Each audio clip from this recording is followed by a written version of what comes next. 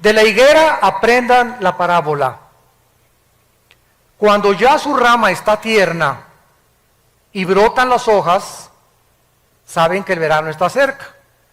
Así también ustedes, cuando vean todas estas cosas, conozcan que está cerca, a las puertas.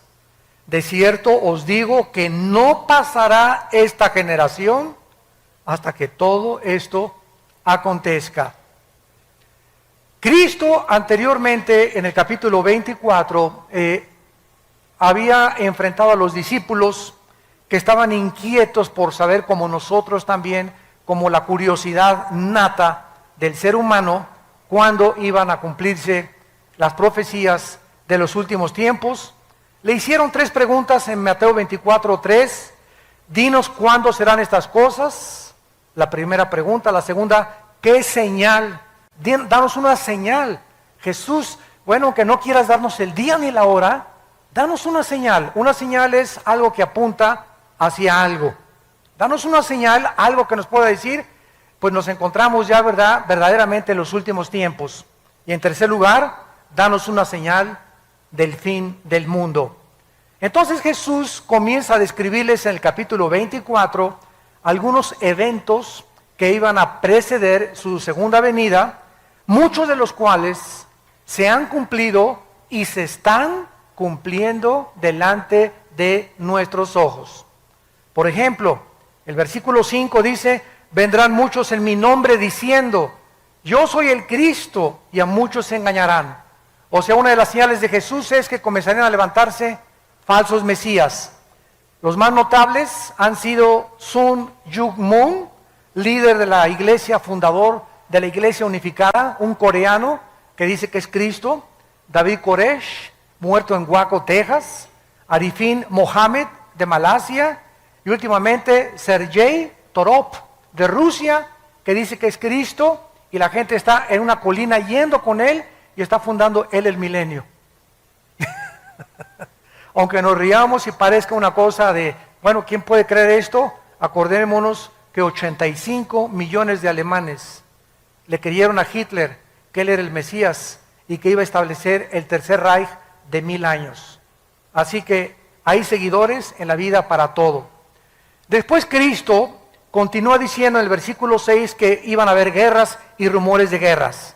No fue hasta el siglo XX, siempre ha habido guerras, pero no fue hasta el siglo XX que tuvimos las primeras 2 guerras mundiales. Y solamente en la Segunda Guerra Mundial, del 39 al 45, hubo más de 50 millones de personas muertas. El siglo XX puede ser clasificado como el siglo de las guerras, de las pestes, de las hambres, de los terremotos jamás antes vistos. Existen muchas señales de la venida de Cristo, así como las hubo de su primera venida. Pero solamente aquí en el siglo XXI, vean ustedes el terremoto de Chile, 9.2 grados, movió 5 centímetros el eje de la Tierra.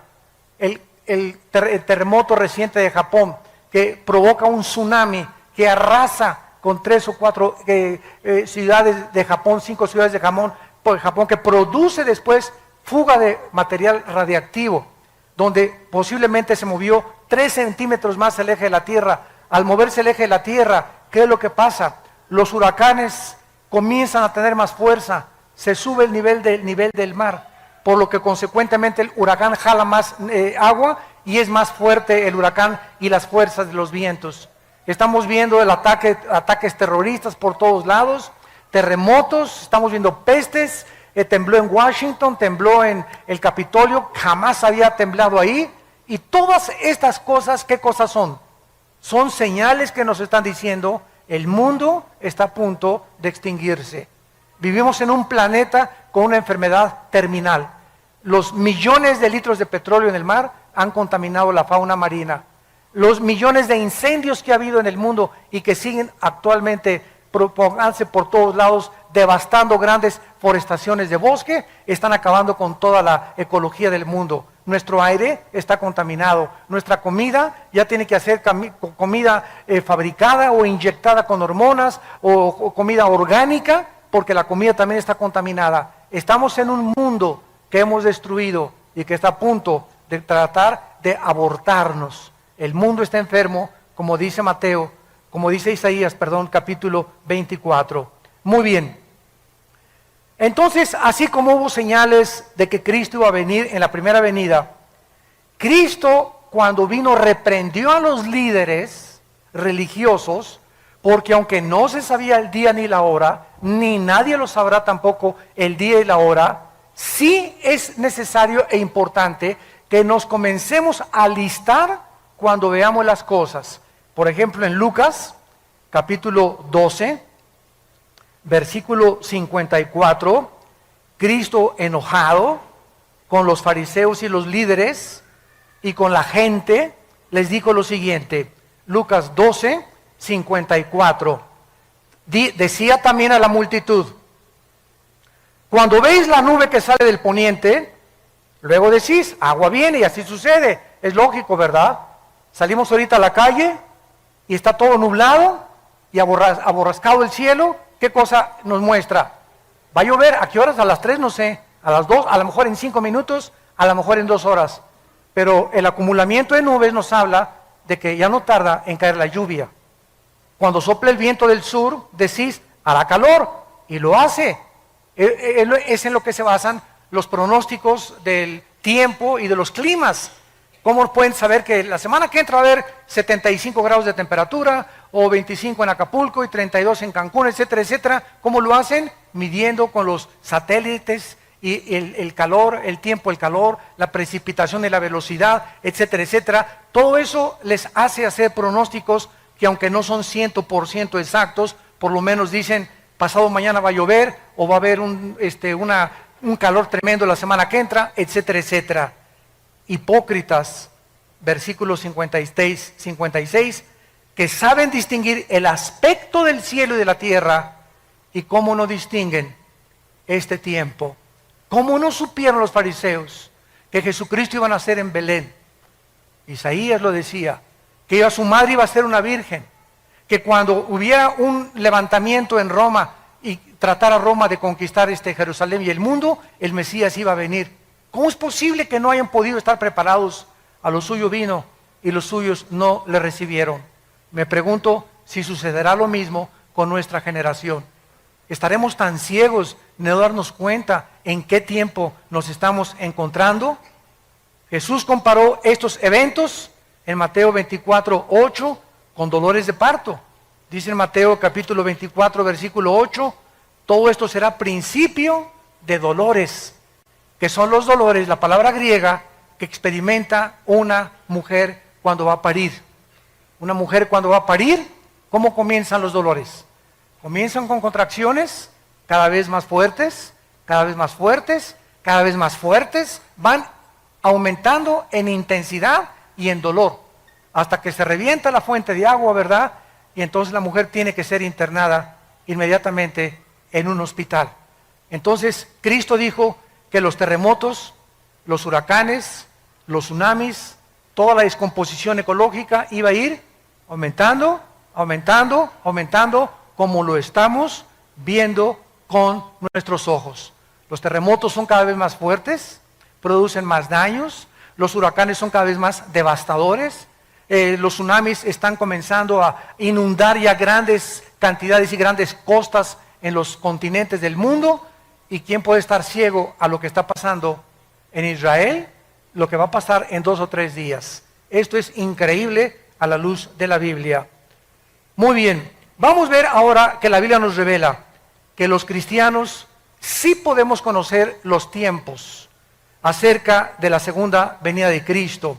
Veamos esto en Primera de Tesalonicenses, capítulo 5, versículos del 1 al 5. Primera de Tesalonicenses, capítulo 5, los primeros 5 versículos. Y dice el apóstol Pablo, acerca de los cronos, se tradujo tiempos, o sea, el tiempo cronológico. Y acerca de las ocasiones, ponlo en tu Biblia ahí, kairos, o sea, tiempos específicos. Una cosa es cronológicos, otra cosa es específicos. o sea, acerca de la cronología de los tiempos y el tiempo específico de algún evento, no tiene necesidad, hermanos, de que yo les escriba. Porque vosotros sabéis perfectamente. Debemos los cristianos tener este conocimiento. Que el día del Señor vendrá como ladrón. Que cuando digan paz y seguridad, no es hasta que haya un tratado de paz en el mundo, donde se diga algún dictador, ya basta de guerras entre árabes y judíos, ya basta de problemas en el mundo, como lo hizo Hitler en 1932 al 34.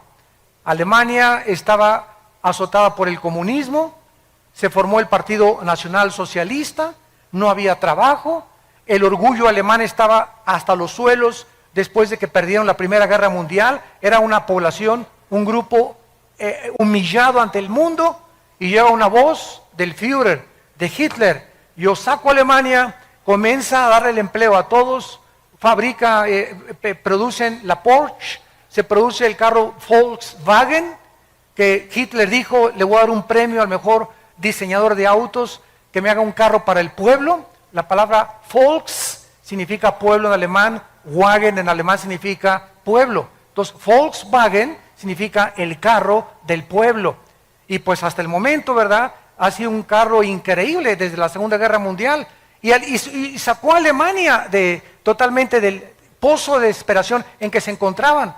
Y 85 físicos, matemáticos, doctores, licenciados, abogados, maestros de escuela, no estoy hablando de indígenas, 85 millones de profesionistas, de personas cultas, de personas que fueron a la universidad con premios, noveles, etcétera, etcétera, votaron por Hitler y le creyeron a Hitler. ¿No le creerán al anticristo? Cuando el anticristo va a hacer señales sobrenaturales, lo van a tomar como un extraterrestre al anticristo, va a hacer llover fuego del cielo, va a hacer que su imagen aparezca de repente por todos lados, van a creer que realmente los extraterrestres ya aterrizaron en la tierra y van a traer la época del acuario que el diablo ha promovido en el mundo desde hace muchos años. Entonces dice el apóstol Pablo, versículo 3, cuando digan paz y seguridad, vendrá destrucción repentina como los dolores a la mujer encinta y no escaparán. Escuchen con atención lo que dice Pablo. Mas vosotros, hermanos, o sea, todos nosotros los cristianos, no estamos en tinieblas para que aquel día nos sorprenda como ladrón. Dios no quiere que nosotros seamos sorprendidos de repente y voltees y tu esposa desapareció y tus hijos desaparecieron y millones de bebés en los hospitales recién nacidos desaparecieron y pilotos con aviones se van a estrellar en el mar porque el piloto desapareció. Choferes van a congestionar las carreteras internacionales porque desaparecieron de repente manejando. Va a haber un caos y una confusión en el mundo entero de la desaparición de millones de personas. Tú vas a ser de aquellos que vas a decir: ¿qué pasó? ¿Dónde está mi vieja? ¿Dónde está mi viejo? ¿Dónde están mis hijos? No, ¿verdad? Dios no quiere que nosotros seamos como ladrón. Vendrá a los incrédulos, pero no a nosotros. Métete eso en tu cabecita. Ustedes no están en tinieblas para que aquel día los sorprenda como ladrón, porque ustedes son hijos de la luz. Somos hijos del día. Dios quiere que tengamos luz, que sepamos en qué tiempo nos encontramos. No somos de la noche ni las tinieblas, por tanto no durmamos como los demás, sino velemos y seamos sobrios. Es tiempo de que sepas que para esta hora has nacido. Es tiempo de los guerreros de Dios. Es tiempo de tomar la bandera de la verdad y decir: ¿de qué camiseta te pones? ¿De Chivas o América? Te imagínate una persona que llega al estadio con la camiseta Chivas aquí y América abajo. Oye, por favor, no, yo soy de los dos. Nadie puede ser así. ¿Eres o no eres de uno o del otro? Báñate. O imagínese Barcelona y Real Madrid, ¿no? O, por favor. Cristiano y mundial. No puedes. Es tiempo que nosotros decidamos verdaderamente que para esta hora hemos nacido, para levantar la bandera de la verdad, para predicar a Cristo, para seguirlo, para velar, para guardar nuestros corazones, a nuestros amigos, ganarlos para Cristo, hablarles de Cristo. ¿Por qué? Porque en cualquier momento podemos desaparecer, en cualquier momento puede venir Cristo por nosotros. Muy bien, todo lo dicho anteriormente fue en respuesta a la pregunta, ¿qué señal habrá de tu venida y del fin del siglo? Sin embargo, vamos otra vez a Mateo 24, a nuestro pasaje, versículo 32 y 34, que vamos a examinar con lupa. Sin embargo, la señal más importante,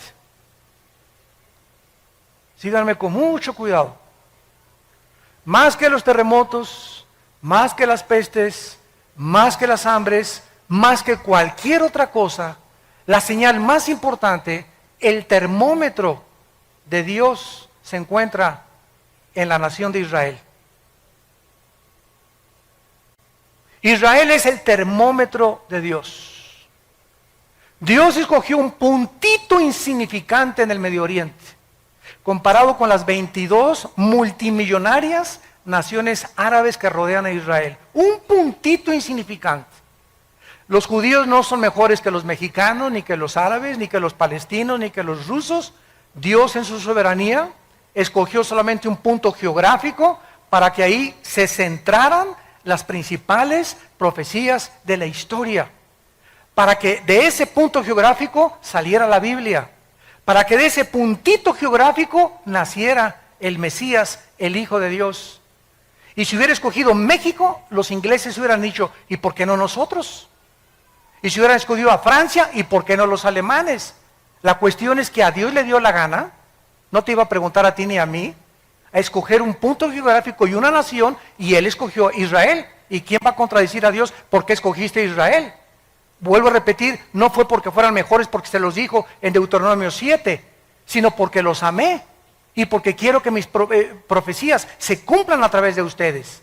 Entonces Dios escoge Israel y desde 1948, 14 de mayo de 1948, el Estado libre, independiente y soberano de Israel, ante los ojos estupefactos del mundo entero, se constituye como una nación en un día.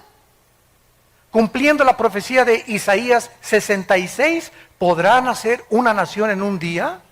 Pues ha sido Israel la única de la historia. Este es importante porque tenemos que preguntar dos preguntas para contestar nuestro pasaje. Número uno, ¿quién representa la higuera? Porque dice el pasaje, Mateo 24:32, de la higuera aprendan la parábola. Cuando su rama está tierna y brotan las hojas, sepan que el verano está cerca. Y la segunda pregunta que tenemos que contestar es, ¿cuánto tiempo involucra una generación? Si podemos descifrar estas dos claves, ¿quién es la higuera y cuántos años constituyen una generación a los ojos de Dios en la Biblia? Tenemos bastante información para darnos cuenta que nos encontramos en esa generación, que no pasará hasta que todo acontezca. Sigamos leyendo y sigamos estudiando. Vamos a ver en primer lugar en Oseas, en el Antiguo Testamento, que en el Antiguo Testamento la nación de Israel representa o está representada por dos árboles. Uno es la vid, que produce uvas, o la viña, y otro la higuera, que produce higos. Dice en Oseas 9, versículo 10, ¿ya lo tienen? Como uvas en el desierto, hallé a Israel. Como la fruta temprana de la higuera, en su principio vi a vuestros padres. Aquí Cristo compara con dos árboles a Israel, con la vid y con la higuera. Pero es interesante, ¿verdad?, que la higuera es la última planta del año en florecer. Hay 3 árboles en la Biblia. El olivo, que representa las bendiciones. Dice en Romanos 11 que fuimos injertados en el olivo.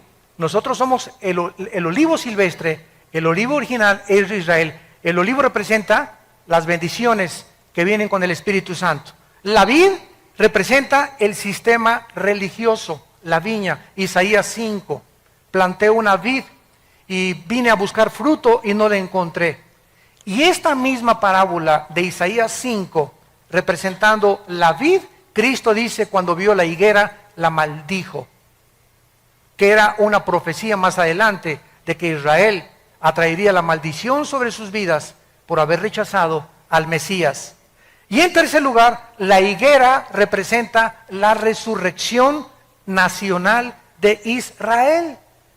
Entonces tenemos el olivo, tenemos la vid y tenemos la higuera. Pero cuando Cristo de los 3 árboles escoge la higuera para decirnos, cuando reverdezca, cuando resucite, cuando otra vez ante los ojos del mundo Israel vuelva a levantarse después de más de 2000 años de que no tenían patria, gobierno ni sistema religioso, sepan que se acerca el verano. Quiero decirles con más exactitud que esta generación no pasará hasta que se cumplan todas estas cosas. Vemos también en Lucas capítulo 13 acerca de la higuera que Cristo nos está describiendo. Dice Lucas 13, versículo del 6 al 9. Dijo también esta parábola: tenía un hombre una higuera plantada en su viña, y vino a buscar fruto en ella y no lo halló. Y dijo al viñador: he aquí hace 3 años que vengo a buscar fruto en esta higuera y no lo halló. Córtala. ¿Para qué inutiliza también la tierra? Él entonces respondiendo les dijo: Señor, déjala todavía este año hasta que yo cabe alrededor de ella y la abone, y si diere fruto bien, y si no la cortarás después.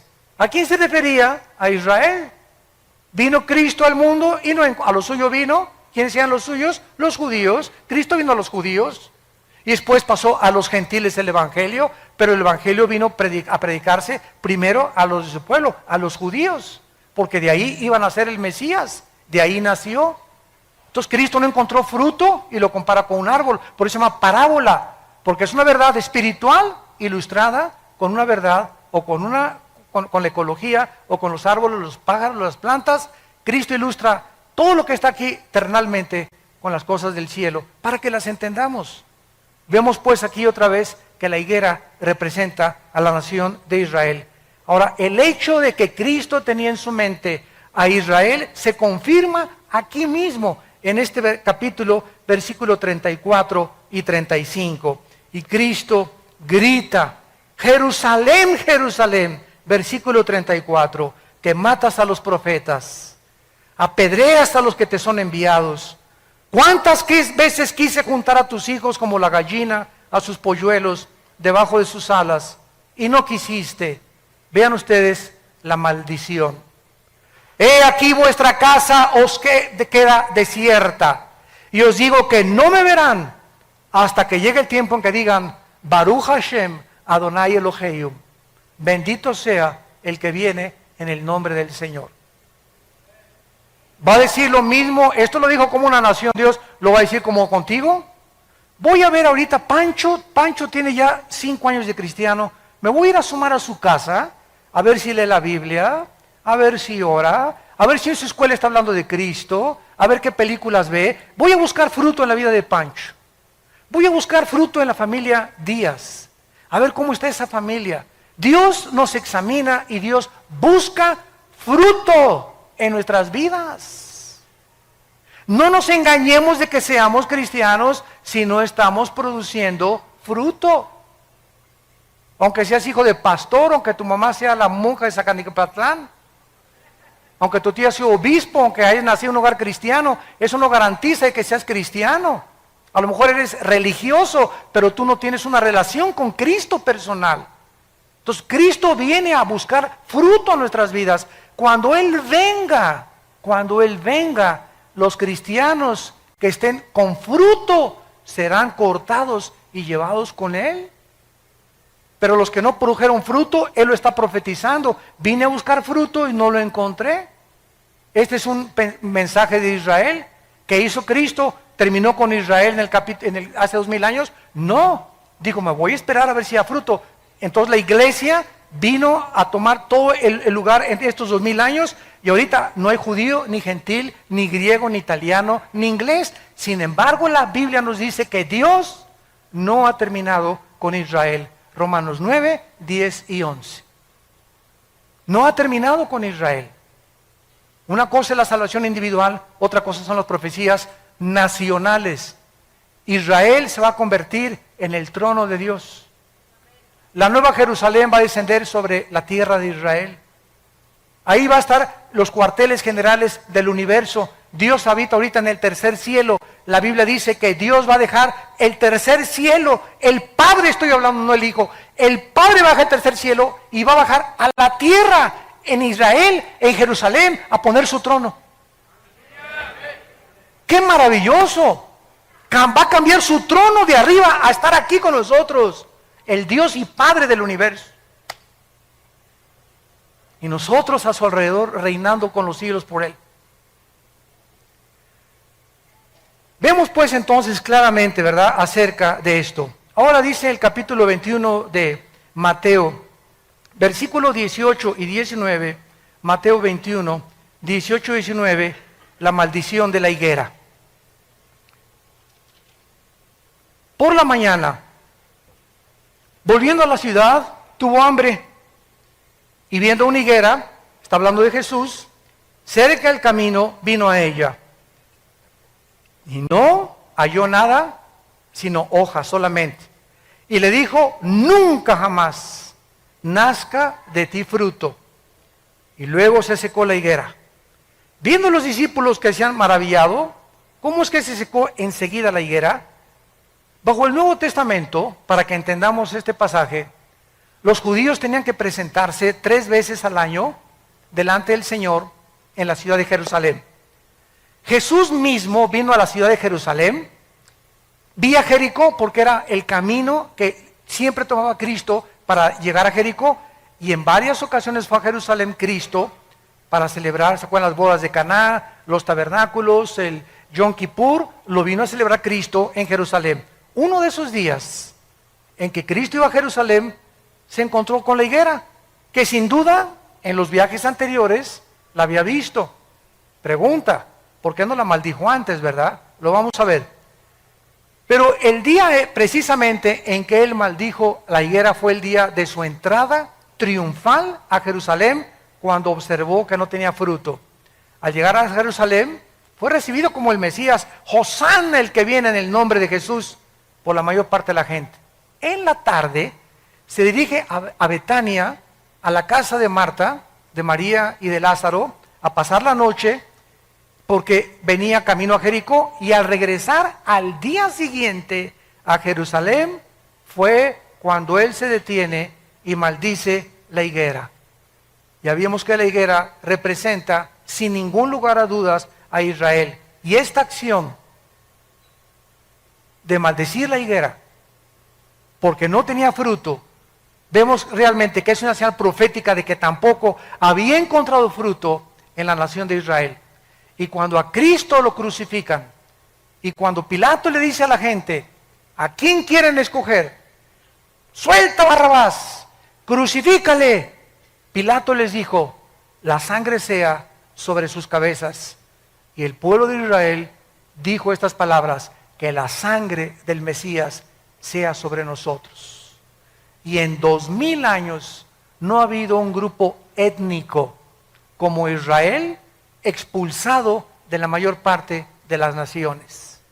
Simplemente el holocausto en 1943, 44, 45 de Hitler, donde más de 6 millones de judíos fueron matados de hambre y en las cámaras de los gases, como los han odiado, como ahorita estamos en el siglo XXI y el mundo los odia, los árabes no los quieren aceptar. Ahorita hay 120 naciones, de las 200 naciones que tenemos en el globo terráqueo, 120 están votando contra el Estado de Israel.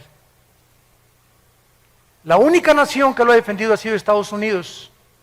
¿Por qué Estados Unidos desde la Segunda Guerra Mundial, señores sociólogos, historiadores, comunistas y ateos que nos visitan y que nos ven por la televisión, pregúntate por qué Estados Unidos ha sido bendecido? ¿Por qué le tienes tanta envidia a Estados Unidos? El mejor país vestido, donde mejores empleos ha habido, donde a la gente se le reconoce lo que sabe, con el mejor ejército, el mejor sistema político que hay ahorita en el mundo, donde más o menos hay justicia mejor que en otros países. Ha detenido el comunismo, el fascismo, el nazismo. Si no fuera por Estados Unidos, aunque ahorita está hundiéndose, todo el mundo quiere Estados Unidos. Nadie se quiere ir a Rusia, nadie se quiere ir a la China, a México menos ahorita. ¿Por qué Estados Unidos es la nación del sueño americano? Hasta hace algunos años, porque ya no es igual, ya se acabó todo eso, porque ya los últimos presidentes han apostatado y han entregado a Estados Unidos en manos de los árabes y han traicionado a Israel desde el presidente Clinton. ¿Por qué? Porque los árabes tienen el 65% de la producción petrolera del mundo entero. Y ahorita el presidente Obama, si no se alinea con las naciones árabes, le cortan el petróleo a Estados Unidos, y Estados Unidos consume el 50% del petróleo de toda la producción del mundo entero. Después de Estados Unidos sigue China, Japón y Alemania. Pero Estados Unidos consume la mitad del petróleo que se produce en el mundo. Así que por eso hundirían totalmente sin petróleo igual a Europa si los árabes no acceden, Occidente, a que el Estado palestino sea reconocido, quitarles Jerusalén y que puedan los judíos devolver los territorios que ganaron en la guerra. Todo está exactamente como la Biblia lo dice.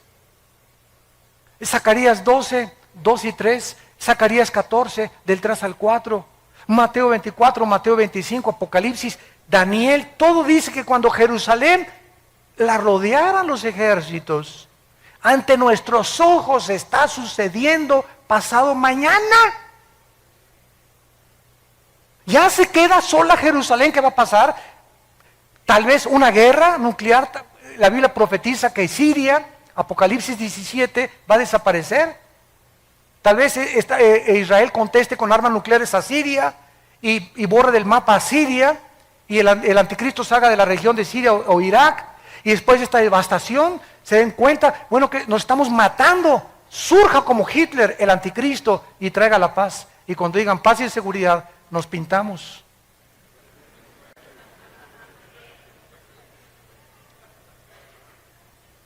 Todo está sucediendo exactamente como la Biblia lo determinó. Dios, yo soy Dios, Isaías 44, que pongo en orden desde el principio lo que ha de acontecer.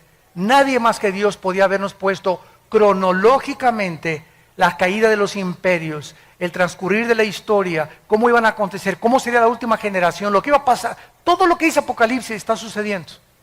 En el 2012, el año que entra, ¿qué están esperando? Que se alineen los planetas. Que el satélite Alien, ahorita que dicen que es un planeta, cuando se alineó con el Sol, tembló en Chile. Cuando se alineó con el Sol, este planeta, tembló en Japón. Ahora esperan que en el 2012 se alinee otra vez con el Sol y tal vez vengan ahora sí radiaciones solares, ya no hay ozono que nos proteja y comienza el mundo a ser convulsionado, comienzan los tsunamis a inundar Hawái, Acapulco, Cancún, las costas, la costa mediterránea, Francia, etcétera, etcétera, desfalleciendo los hombres por las cosas que sucederán, confundida la gente por el bramido de las olas y del mar, por los terremotos y toda la gente buscando una luz, y nosotros somos en esta generación la luz. ¿Estás tú brillando en tu casa, en tu familia? ¿Estás tú brillando en tu trabajo con tus amigos? ¿O sigues con el triunfo del amor? ¿Sigues viendo a Lady Gaga? ¿Por qué estás tan enchamucado como estás? ¿En qué mundo? Es que es el tiempo de nosotros. Hay un solo versículo en el Nuevo Testamento de David. Un solo versículo de David en Hechos. ¿Saben lo que dice la Biblia de David? El Espíritu Santo, ¿cómo resumió la vida de David? Dice en Hechos, y David sirvió a su generación. Es todo lo que se dice de David. ¿Cuál es ahorita es la generación de nosotros? Desde que tú naciste es tu generación. ¿Qué estás haciendo por tu generación? Los años así pasan. Y no te has decidido todavía a hablar de Jesús, a entregar tus bienes a Jesús, a seguir a Jesucristo, a hablar de Cristo, a santificar tu vida, a limpiar tu vida sexualmente. Esta maldición la hizo Cristo saliendo de la casa de Marta y de Lázaro y yendo más adelante. Con todos los antecedentes podemos ver claramente, ¿verdad?, que las señales que Jesús dio durante todo su sermón, el Monte de los Olivos, era para que aprendieran claramente que Israel estaba a punto de ser destruida. En el año 70, los romanos llegaron con el general Tito y no dejaron piedra sobre piedra. Cuando Cristo vivió, ¿saben cuál era el objeto de los fariseos? Construir edificios y templos. Y cuando le preguntaron a Cristo en Mateo 24 las señales, los judíos estaban, mira nomás qué iglesia totota, mega iglesia preciosa, cortinas persas, lámparas hawaianas, luces de Francia, tapetes persas, etcétera, etcétera. Y Cristo dijo, ustedes ahorita se gozan en edificios. Yo les diré que no quedará piedra sobre piedra. Y cuando vino Roma y arrasó con Jerusalén, ¿dónde quedaron sus supuestos templos e iglesias hechos pedazos? ¿Quiénes sobrevivieron? Las almas de los hombres. ¿Y nuestra generación es diferente? No, nuestra generación es exactamente igual. Ahora estamos tratando de hacer megas construcciones de 20, 30 millones de dólares. Cuando Dios no nos mandó a construir edificios, nos mandó a predicar el Evangelio de Jesucristo. Ya si Dios nos quiere regalar, y si alguien me dice, te regalo 15 millones de dólares para que hagas un edificio, una iglesia, gloria a Dios. Pero a la iglesia no la vamos a meter en drogas, ni a obligar, ni a presionar. Den y den y den y den. Les decimos, den para las misiones, para mandar misioneros, para sostener más pastores. Nunca hemos pedido para la construcción. Y hasta ahorita Vida Nueva para el Mundo no tiene, ni es dueña de ningún edificio en el mundo entero. No somos dueños de nada.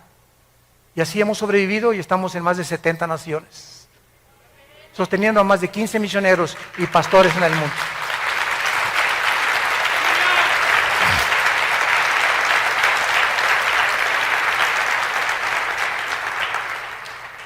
Los judíos pues fueron dispersados a los 4 confines de la tierra, quedaron por tierra cerca de más de 2000 años. Además la maldición se aplicó a la tierra, porque cuando regresaron en el 48 los judíos, era un desierto Israel, era un desierto. Los palestinos dicen que era tierra de ellos. Esto es la mentira más grande del mundo. Durante 3000 años Israel estuvo en Israel. Claro que había árabes cuando regresaron ellos, pero era un desierto Israel. No había un solo árbol, porque la maldición cayó sobre la nación y sobre la tierra. ¿Se acuerdan del Antiguo Testamento? El pecado hacía que Dios detuviera las lluvias y maldijera la tierra. Isaías 24, del 3 al 4, porque faltaste a mis mandamientos, la maldición te alcanzó. Entonces Israel, en 4 años, del 48 al 52, planta 6 millones de árboles, para que se cumpla Amós 9, del 12 al 3. Los plantaré sobre su tierra, plantarán viñas y verán el fruto de ellas. Esto es además no solamente contra la tierra, porque hasta el siglo XX los judíos regresan a su tierra en 1948, y del 48 a nuestros días comienza a llover en Israel. Comenzaron las lluvias de 1948 a nuestros días. De esta manera, después de tantos siglos, tanto como se profetizó, Israel se convierte en el 48 Entonces ahora podemos saber que el año 48 es el patrón con el cual podemos medir una generación. Ahora, ¿cuánto es una generación? ¿50 años? ¿60? ¿70? ¿U 80 años? Vamos a meternos a ver ahora algo más acerca del florecimiento de Israel. Muy bien. Esta profecía que acabamos de leer, cuando la higuera reverdezca, no pasará una generación, nos vuelve a decir que cuando Israel floreciera, cuando resucitara Israel, comenzáramos a contar los últimos días, desde 1948, y saber que la segunda venida del Señor está cerca. En 1948, el reloj profético de Dios comenzó, tic, tic, tic, tic, tic, tic, la cuenta regresiva. Ahorita me llegan correos donde me dicen, faltan 6 horas para el 20 de septiembre para que se determine el Estado palestino. Faltan 5 horas con 40 minutos desde que se dictaminó que pasado mañana las Naciones Unidas van a tratar de sacar a los judíos de los territorios ocupados. Comenzó el reloj profético de los judíos acerca de lo que va a suceder. Pero el reloj profético de nosotros comenzó en 1948, el 14 de mayo. Tic, tic, tic, tic. Se había apagado durante 2000 años el reloj de Dios. En cuanto Israel regresa, no podía nadie profetizar que nos encontrábamos en los últimos tiempos. No es hasta que la nación nace y reverdece y resucita nacionalmente, no espiritualmente, porque espiritualmente será hasta la segunda venida de Cristo. Romanos 11, 25 y 26. Todo Israel será salvo cuando Él regrese físicamente, pero nacionalmente resucita en el 48. Ahora es interesante, Lucas 21, qué linda es la Biblia. Lucas 21, esto es increíble. Lucas 21, vean qué cosa más maravillosa. ¿A quién le gusta estudiar la Biblia? Más les vale. Lucas 21, 29 al 32. Vean esto. Lucas 21, 29 al 32. También les dijo una parábola. Vean ustedes cómo comparando los evangelios, la Biblia es la suma de tu palabra es verdad, comparando versículo con versículo, texto con texto, podemos trazar una doctrina sana. También les dijo una parábola. Mirad la higuera y... El Mateo no dijo eso, ¿verdad? Mateo dijo, cuando veáis la higuera que reverdezca, ¿se acuerdan? Pero no agregó, y todos los árboles. Pero Lucas escribe que dijo Cristo además, cuando vea la higuera y todos los árboles, cuando ya brotan, viéndolo saben por ustedes mismos que el verano está cerca. Así también ustedes cuando sucedan estas cosas, sabed que el reino está cerca. De cierto les digo, no pasará esta generación hasta que todo esto acontezca. No podemos dejar de notar, ni de estudiar en la declaración de estas profecías que Jesús menciona también, juntamente con el renacimiento de Israel, que los árboles. Tenemos ya otra pieza del rompecabezas.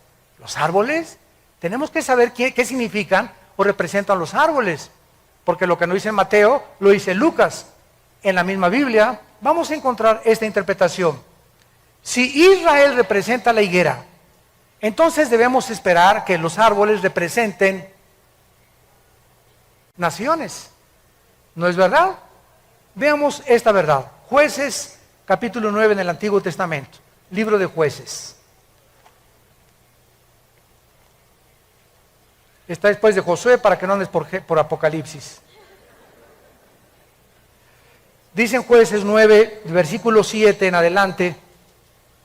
Aquí encontramos a Jotam, un hijo de Gedeón. Y este muchacho habían matado a todos sus hermanos. Y entonces se dirige a una banda de terroristas que se llamaban los de Siquem. 70 hermanos o hijos de Gedeón habían asesinado. porque todos querían ocupar el trono, era la lucha por el poder, y Abimelech quería sentarse en el trono. Entonces, este muchacho les cuenta una historia, una parábola, y vean ustedes qué usa para representar los gobiernos o las naciones. Dice el versículo 7, cuando le dijeron a Jotam, se puso en el monte de Gerizim, alzando su voz, clamó y les dijo, óigame varones, y así fue oída, así os oiga Dios. Fueron una vez los árboles a elegir rey, y dijeron al olivo, reina sobre nosotros. Aquí se usa a los árboles como personas para nombrar a un rey, y el olivo representa un árbol que querían poner como un gobernante. El olivo dijo, no puedo dejarme aceite, versículo 10, le dijeron a la higuera, anda, tú reina sobre nosotros. La higuera respondió, he de dejar mi dulzura y mi buen fruto para ir a ser grande sobre los árboles. Versículo 12, y los fueron con la vid, reina con nosotros. Total que fueron con 3 árboles, la higuera, la vid y el olivo. Los 3 árboles que representan a la nación de Israel. Vemos pues que los árboles representan en Daniel 4 también. Nabucodonosor se le compara con un árbol que va a crecer y que es cortado y que no va a dejar de dar fruto. Con estos ejemplos podemos ver algo extraordinario a la luz de la historia que nos puede ya comprobar realmente qué significan los árboles. Una vez que vemos que los árboles representan personas, gobernantes o naciones, ¿a qué naciones? Si los árboles se representan naciones, ¿a qué naciones se refería Jesús que iban a reverdecer juntamente con Israel? Qué asombroso es esto.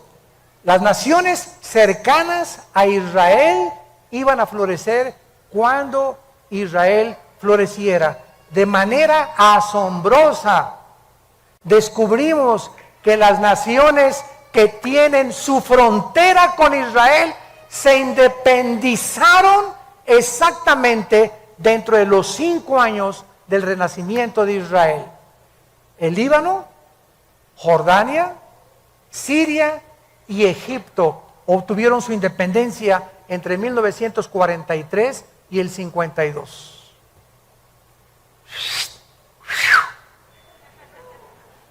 Escuchen esto, todavía falta.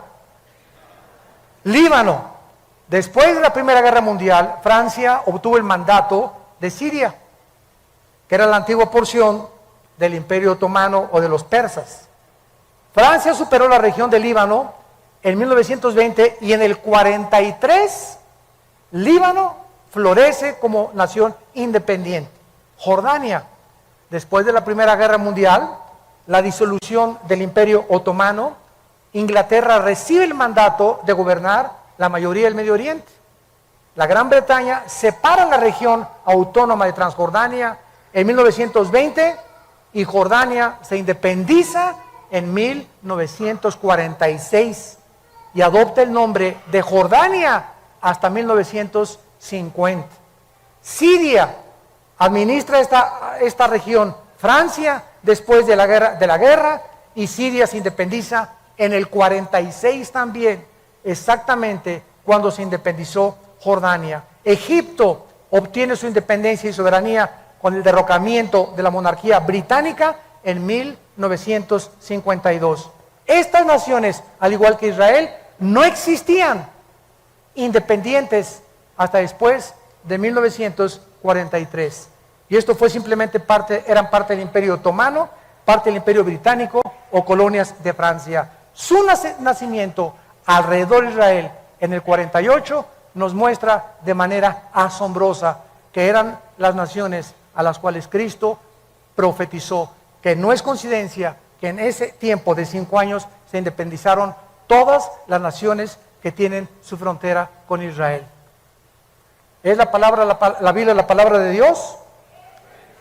¿No es maravilloso que nosotros podamos saber claramente todo lo que está pasando en el mundo? Y terminamos con la generación. La higuera es Israel, las naciones, las que tienen su frontera con Israel, que se independizaron. Ahora tratemos de ver cuánto es una generación a la luz de la Biblia. La palabra generación, dor, en el hebreo, se tradujo al griego genea, de donde viene la palabra genealogía, de donde viene la palabra genes. Nuestros genes también vienen de ahí. Y esta palabra significa una época o una generación de personas o un periodo particular de vida desde el nacimiento hasta que morimos. Vean ustedes el Salmo 78, versículo 8. Salmo 78, versículo 8. Y no sean como sus padres, generación contumaz y rebelde, generación que no dispuso su corazón, ni fue fiel para con Dios su espíritu. Israel nació el 80% de la gente de Egipto cuando tenían 40 años. Más 40 en el desierto. 80 años. Muy bien. ¿Son 80 años una generación realmente? Bueno, vamos a ver que si representa a un grupo de gente que nace y muere dentro del mismo periodo de tiempo, se le llama una generación. Salmo 90, versículo 10, nos saca de dudas. Los días de nuestra edad son 70 años. En los más robustos, los que no comen papitas ni Coca-Cola, y van a llegar a los 80 años con toda su fortaleza, es molestia y trabajo. Escuchen esto, amados hermanos santos de Dios. De acuerdo al libro de Hechos Mundiales de la CIA, World Factbook, mayo del 2010, el promedio más largo de vida de los seres humanos en el 2009 fue de 84 años en Macao. 84 años fue el promedio más elevado de vida en el 2010. Suiza ocupó el 10º lugar con 80 años de edad. Israel el 12º lugar con 80 años, punto 73. Estados Unidos el 49º lugar con 78 años de edad. Guatemala el 143º con 70 años de edad. La mayor parte de los seres humanos, o sea, de acuerdo a estas estadísticas, el 82.5% vive en un promedio de 60 años. ¿No pasas del sesentón? El 82% de la humanidad no va a pasar de los 60. ¡Qué increíble es esto! Y solo un 9.8% de toda la humanidad alcanza los 80 años de edad. Mi mamá ya la hizo porque tiene 86. Billy Graham tiene casi 96 años ya de edad. Mateo nos provee la clave claramente, ¿verdad? De lo que vive una persona exactamente, son 80 años de acuerdo a la Biblia, en los más robustos. Ahora, 1948 más 80, 2028. ¿Ok? Si es que sé algo de sumar. Si el 2028 más o menos, sin que sepamos el día y la hora, fuera la segunda venida de Cristo, tendríamos que restarle 7 años de la tribulación, ¿no? ¿Cuánto nos da? 2021. O sea, estamos en el 2011. ¿Cuántos años nos quedan?